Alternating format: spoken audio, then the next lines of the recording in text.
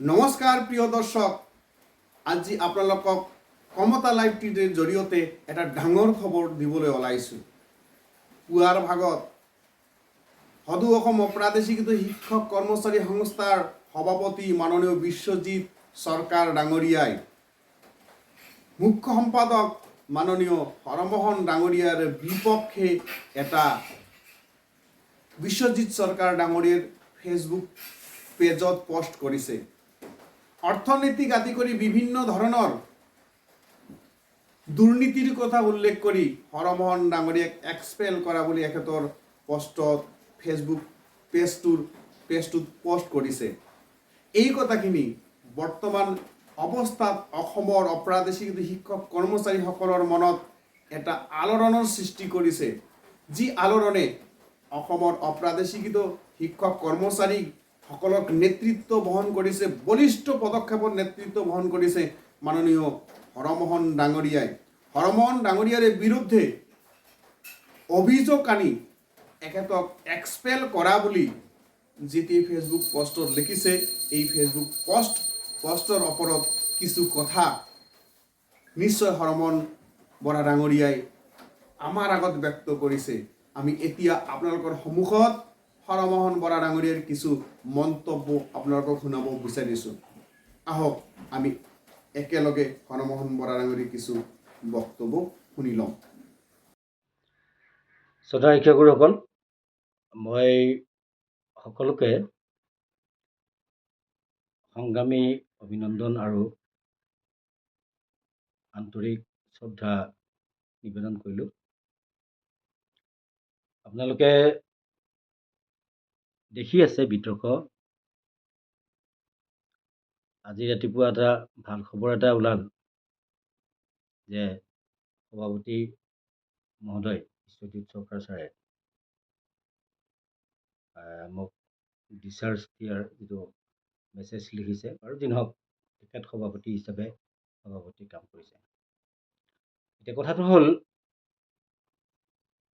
এই গোটেই বিষয়টোত মই আপোনালোকক কেইটামান কথা ক'ব খুজিছোঁ। প্ৰথম কথা হ'ল, আমাৰ যিটো আন্দোলনৰ ধাৰা, এই ধাৰাটোক আপোনালোকে গম পাইছে কিজানি, কোনোবাই হৃদয়ংগম কৰিছে। সেই ধাৰাটোক মানে প্ৰতিহত কৰিবৰ কাৰণে, আমাক অলপ চেদেলি ভেদেলি কৰিবৰ কাৰণে আমাৰ মাজত তাৰমানে মানুহ সোমাইছে, দুষ্কৃতিকাৰী সোমাইছে। আৰু এই মানুহে আমাৰ ডিব্ৰুগড় জিলাৰ কোনোবা শিক্ষকক লগত লৈ চৰকাৰীভাৱে এটা ষড়যন্ত্ৰ চলিছে। কিছুদিন আগৰ পৰাও এটা ষড়যন্ত্ৰ চলি আছিল। এই ষড়যন্ত্ৰত চৰকাৰ সফল হোৱা নাই আমাৰ মানুহখিনিক চেদেলি ভেদেলি দিয়াবৰ বাবে। আৰু এতিয়া ডিব্ৰুগড়ৰ এইজন শিক্ষকৰ জৰিয়তে বা দুই এজন কোনোবা শিক্ষক আছে, তেওঁলোকক হয়তো চৰকাৰে কিনিছে যে হৰমোহন বৰাক নোৱাৰে, জানে হৰমোহন বৰাই সদায় শিক্ষকৰ সমস্যাখিনিক লৈ, শিক্ষকৰ দাবীসকলক লৈ সদায় কঠোৰ। এই কথাখিনি আপোনালোকেও জানে। আমাৰ লগত যিমানখিনি বিষয় আছে, আটাইখিনি বিষয়কে সাঙুৰি চৰকাৰৰ লগত আমাৰ আলোচনা চলি আছে। সিদ্ধান্ত যদিও হোৱা নাই, এই কথাখিনিত আপোনালোকে চাব যে কি হ'ব গৈ আছে, এই বস্তুটো কি হ'ব গৈ আছে চাব, এক নম্বৰ কথা।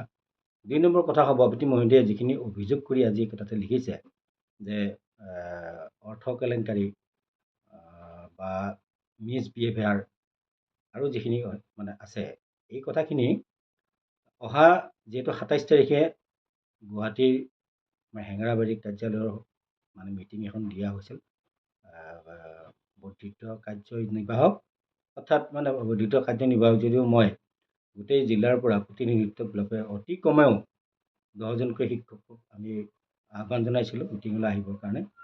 আচলতে মিটিঙত এইখিনি সিদ্ধান্ত হ'ব লগা আছিল। মিটিঙৰ মোৰ উপস্থিতিত মোৰ ওপৰত কি অৰ্থনৈতিক বা টকা পইচা আত্মসাৎ কৰাৰ কি অভিযোগ আছে, কথাখিনি প্ৰত্যক্ষভাৱে হ'ব লাগিছিল। কিন্তু মই এটা কথা জানো, যে আপোনালোকেও জানে, যে এইবিলাক গোটেই কথাবিলাক বোকাত মিছা। আৰু মোৰ সততা আৰু নিষ্ঠাৰ সন্মুখত বিশ্বজিৎ চৰকাৰৰ নিচিনা 10জন সভাপতিৰ সন্মুখত থিয় হ'ব পৰা সাহস নাই কাৰণে তেওঁলোকে পলায়নবাদী এটা মনোভাৱ লৈ গুৱাহাটীৰ মিটিঙৰ সমান্তৰালভাৱে তেওঁলোকে যোৰহাটত এখন আকৌ মিটিং পতাৰ কথা চিন্তা চৰ্চা কৰিছে। এই কথাটোত মই আচৰিত হ'বলগীয়া একো নাই। মই এটা কথাই জানো যে অহা ২৭ তাৰিখে গুৱাহাটীত মিটিংখন হ'ব। মিটিঙত ইতিমধ্যে বহুত শিক্ষক আহিম বুলি মোক ফোন কৰিছে আৰু মই সকলোকে আহ্বান জনাইছোঁ, 10জন নহয়, আপোনালোক যিমানজন শিক্ষক আহিব, তাৰ ভিতৰৰ পৰা মই বিশ্বজিৎ চৰকাৰ ছাৰকো মই প্ৰত্যাহ্বান জনাইছোঁ, আপুনি আপোনাৰ হাতত আপুনি যিখিনি অভিযোগ কৰিছে গোটেই তথ্যখিনি লৈ সেইদিনাখনে মিটিঙত উপস্থিত হ'ব। আপুনি যদি তথ্য সহকাৰে মোক অৰ্থনৈতিক কেলেংকাৰী বা কাৰোবাক মিছবিহেভ কৰা এই তথ্যবিলাক যদি আমাক দিব পাৰে, আনুষ্ঠানিকভাৱে যদি মই কাৰোবাক কিবা কটু কথা কৈছোঁ বা কাৰোবাক কোনোবা মিটিঙত কাৰোবাক যদি মিছবিহেভ কৰিছোঁ, এনেকুৱা ধৰণৰ তথ্যবিলাক যদি দিব পাৰে, তেতিয়া মই আগতেও কৈছোঁ, মই কাৰ্যসূচী এটা 4 নম্বৰত ৰাখিছোঁ যে মই অব্যাহতি ল'ব বিচাৰিছোঁ। সেয়ে আপোনালোকৰ সন্মুখত আলোচনাৰ মাধ্যমেৰে। এতিয়া কথাটো হ'ল, সেই কথাখিনিত ভয় খাবলগীয়া কি আছে? আপোনালোকে ভয় খাইছে নেকি যে 43খন কলেজৰ পৰা আপুনি 5,000 টকাকৈ লৈছিল বিশ্বজিৎ চৰকাৰ ছাৰ, আপুনি 43খন কলেজৰ পৰা 5,000 টকাকৈ লৈছিল আৰু সংস্থাক মাত্ৰ 25,000 টকা দিছিল, এই কথাটো ওলাব বুলি আপুনি ভয় খাইছে নেকি? গোটেই জিলাবিলাকৰ পৰা আমি জিলাবিলাকেও জানো যে হৰমোহন বৰাক কোন জিলাই কিমান বৰঙণি দিছে আৰু পঞ্চম বিলিক কোনে কিমান বৰঙণি দিছে, আৰু হৰমোহন বৰাৰ হাতত জমা হোৱা যিখিনি বৰঙণি, এই বৰঙণিখিনি ইতিমধ্যে 4খন জিলাত 4টা জাগাত শিক্ষক সন্মিলন পতাৰ পৰা আদি কৰি, বৰাকত গেট দিয়াৰ পৰা আদি কৰি, ৱেলকাম গেট দিয়াৰ পৰা আদি কৰি, কাৰ্যালয়ৰ আজি 10 মাহ ভাড়া দিয়াৰ পৰা এতিয়ালৈ প্ৰায় 6-7টা গুৱাহাটীত কাৰ্যসূচী হ'ল। সকলোবিলাক কাৰ্যসূচীৰ অৰ্থ ব্যয়কৰ পৰা কোনে দায়িত্ব পালন কৰিছে আপোনালোকে ভালদৰে জানে, কোনে কৰিছে আৰু কোনজন সম্পাদকে আমাৰ যিকোনো কাৰ্যসূচীৰ একে শেষত যাই উপস্থিত হয়, এই কথাখিনিও আপোনালোকে ভালকৈ জানে। আৰু দিল্লীত বিশ্বজিৎ চৰকাৰৰ বেয়া পোৱা আৰু এটা কাৰণ তেওঁ উল্লেখ কৰা নাই, মই কওঁ শুনক। দিল্লীত আমি যিখিনি শিক্ষক প্ৰতিনিধি গৈছিলোঁ, তাৰ পৰা আলোচনা কৰি প্ৰণৱ চলিহা ছাৰে সেইদিনাখনে আলোচনাৰ ভিত্তিত কৈছিল যে দিল্লীত বাইট দিয়াৰ ভিতৰত যে হৰমোহন বৰা আৰু দ্ৰব্যশক্তি ডেকা আৰু শিৱ দয়াল ছাৰে বাইটবিলাক দিব, বাকীবিলাকে বাইট দিব নালাগে। তাৰ আগত আলোচনা হৈছিল, শিক্ষকখিনিয়ে কৈছিল যে চৰকাৰ ছাৰৰ অসমীয়া কথাবিলাকো ভালদৰে বুজি নাপায় আৰু ইংৰাজীও ভালকৈ ক'ব নাজানে, গতিকে দিল্লীত মান সন্মান যোৱাকৈ বাইট দিব নালাগে, গতিকে তেখেতক বাইট দিবলৈ মানা কৰিব লাগে। আৰু সেই কথাটো প্ৰণৱ চলিহা ছাৰে তেখেতক আনুষ্ঠানিকভাৱে কৈছিল। তেতিয়া কিন্তু কোনোৱে কোৱা নাছিল যে চৰকাৰ ছাৰেও এটা বাইট দিব লাগে বুলি, কোনো শিক্ষকে আপত্তি কৰা নাছিল। এতিয়া কথাটো হ'ল, সেই কথাটোক লৈ তেখেতে সৰ্গহস্ত হৈ আছে দিল্লীৰ পৰা আহোঁতে মোৰ ওপৰত। এইটো আচলতে মোৰ সিদ্ধান্ত নহয়, আপোনালোকে। আৰু আপোনালোকে মই নিজাকৈ মই মতালি কৰি সিদ্ধান্ত কৰোঁ বুলি যিবিলাক কথা তেওঁলোকে অভিযোগ কৰিছে, এইবিলাক বোকাত মিছা কথা। আপোনালোকে সকলোৱে জানে যে আমি যিকোনো সিদ্ধান্ত সভা পাতি নতুবা নিম্নতম আমি গুগল মিট পাতি হ'লেও আমি এই সিদ্ধান্তটো লওঁ। কিন্তু এটা কথা, কাৰ্যপন্থাটোৰ যিটো আঁচনিটো মই কৰিবই লাগিব। মই এজন প্ৰধান সম্পাদক হিচাপে মই আঁচনিটো কৰিব লাগিব। আঁচনিটো আপোনালোকে অনুমোদন জনোৱাৰ বাবেহে সেই আঁচনিটো ৰূপায়ণৰ কাৰণে, সেই কাৰ্যসূচীটো ৰূপায়ণৰ কাৰণে কাৰ্যকৰী ব্যৱস্থা হাতত লোৱা যায়। আৰু আপোনালোকে গোটেই কাৰ্যসূচীৰে আপোনালোকে সকলোৱে সহযোগ কৰিছে। আৰু এই যিটো কথা মই গম পাইছোঁ, এই কথাটো হ'ল যে জিলা কমিটিবিলাকক, যিকেইখন জিলা কমিটিয়ে এখন ব্যৱসায় বা দোকান বুলি ভাবিছে, জিলাসমূহৰ পৰা সংগ্ৰহ কৰা যিখিনি বৰঙণি, এই বৰঙণিখিনি পাৰ্চেণ্ট কৰি পেলাই 70%, 30%, অৰ্থাৎ 30% কেন্দ্ৰীয় কমিটিক দিয়া আৰু 70% জিলা কমিটি বুলি কৈ সভাপতি সম্পাদকে যিটো অপব্যৱহাৰ কৰা যিটো পদ্ধতি, এই পদ্ধতিটোত মই অকণমান এইবাৰ হাত দিছিলোঁ। সেইটো এটা মোৰ দোষ। আৰু যি নহওক, এই সকলোবিলাক দোষ, সকলোবিলাক কথা, চব কথা ছিনিয়ৰ ছেকেণ্ডাৰীৰ 76খন ছিনিয়ৰ ছেকেণ্ডাৰীৰ 5,000 টকাকৈ বৰঙণি লোৱা হৈছিল। এতিয়া দায়িত্ব দিয়া হৈছিল নীল গগৈ, আৰু নীল গগৈয়ে আহি 45,000 টকা সংস্থাক দি, আপোনালোকে অংক কৰকচোন, গোটেই পইচাটো নীল গগৈৰ পকেটত থাকি গ'ল। আজি নীল গগৈয়ে ঠিক মুখ্যমন্ত্ৰীক লগ কৰাৰ পিছদিনাখনৰ পৰাই তেখেতৰ আৰু দেখা দেখি নাই। এতিয়া তেখেতে অকণমান উঠি পৰি লাগিছে, কাৰণ তেখেতক হয়তো কোনোবা দিনাখনে সংস্থাই সুধিব পাৰে বা ৰাইজে সুধিব পাৰে বা ছিনিয়ৰ ছেকেণ্ডাৰীবিলাকে জনা নাই, আজি মই জনাই দিলোঁ যে ছিনিয়ৰ ছেকেণ্ডাৰীবিলাকৰ সেই যে 5,000 টকা কোনোবা জিলাৰ পৰা বোলে কোনোবা এখন স্কুলৰ পৰা 7,000 কৰিও লিখিছে তেখেতে, মই পিছত গম পোৱা মতে, কিন্তু সংস্থাক 45,000 টকা এটা তেখেতে দিছে। বাকীখিনি পইচা তেখেতৰ পকেটত। কিন্তু এনেকুৱা শক্তিবিলাকৰ মানে এতিয়া উঠি পৰি লাগি চলা যিটো আমাৰ সংস্থাটোৰ ভাৱনমুখী মানে এটা ব্যৱস্থা হৈছে, এই কথাটোত বিচাৰ আপোনালোকৰ অহা 27 তাৰিখে সভাখন হ'ব। সভাখন ৰাজহুৱা সভা বুলি মই আজি ঘোষণা কৰিলোঁ। যিহেতু সভাপতি মহোদয়ে নিজে সেই মিটিংখনৰ অনুমতি দিছিল।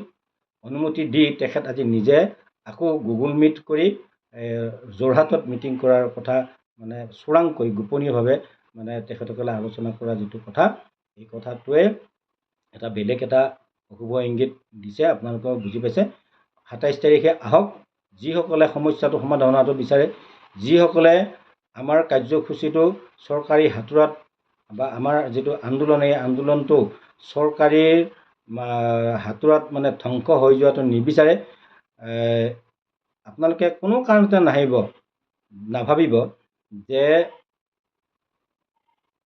চৰকাৰৰ ওচৰত তেল মাৰি এই প্ৰাদেশিকৰণৰ সমস্যাখিনি সমাধান হ'ব। আৰু এটা কথা মই আপোনালোকক কৈছোঁ যে মই কিছুদিন আগতে আমাৰ যোগেশ্বৰ চেতিয়া ছাৰক গ্ৰুপত কৈছিলোঁ যে আপুনি বিমল বৰা দেৱক যিখন স্মাৰক পত্ৰ দিলে বা মুখ্যমন্ত্ৰীক লগ কৰিবৰ কাৰণে যিখন চিঠি দিলে, এই দুটা বস্তু গ্ৰুপত আপলোড কৰক। কিয় সাহস হোৱা নাই আপলোড কৰিবৰ কাৰণে? কিয় জানেনে? তাৰ পৰা ইতিমধ্যে বহুত দাবী কৰ্তন কৰা হৈছে বুলি মই বিশিষ্ট সূত্ৰে গম পাইছোঁ। যে আপোনালোক শিক্ষকসকলক কৈছোঁ যে আপোনালোকে জানে যে আমাৰ বিভিন্ন বিষয় আমাৰ সংস্থাৰ লগত জড়িত আছে আৰু সকলোখিনিক মই প্ৰতিনিধিত্ব কৰি আছোঁ। আৰু কোনোবা এজনে অভিযোগ কৰিছে মিড ডে মিলৰ কথা কোৱা নাই, তেওঁৰ কাণত কিবা অসুবিধা হৈছে নেকি মই নাজানো। দিল্লীত একমাত্ৰ এজনে মানুহ মিড ডে মিলৰ কথা কোৱা, সেইজন মানুহ হ'ল হৰমোহন বৰা। আৰু যিমানকেইটা টক শ্ব' হৈছে, যিমানকেইটা ধৰক প্ৰেছ মিট দিছোঁ, এই আটাইকেইটাত মিড ডে মিলৰ কথা বিশ্বজিৎ চৰকাৰে বা অন্যই কেইবাৰ কৈছে আৰু হৰমোহন বৰাই কোনদিনা ক'বলৈ এৰা নাই। এই কথাখিনি চাব। দুই এজন শিক্ষকে বিকুত মানে বিদ্ৰোহী হৈছে, কাৰণ নথকা নহয়। কেতিয়াবা সংস্থাটোক ক্ষতি কৰিব খোজা, সংস্থাটোৰ ঐক্য আৰু সংহতিক বিনষ্ট কৰিব খোজা, এই কথাবিলাকক মই অকণমান কঠোৰ হাতে দমন কৰিব বিচৰাটো এইটো বেয়া ব্যৱহাৰ নহয়, মোৰ এইটো অনুভৱ। আৰু মই ৰোহিণী নাথৰ কথাটো কৈছোঁ, ৰোহিণী নাথে বহুত উঠি পৰি লাগিছে। 2,80,000 টকা হিন্দীবিলাকৰ পৰা হৰমোহন বৰাক দিব লাগে বুলি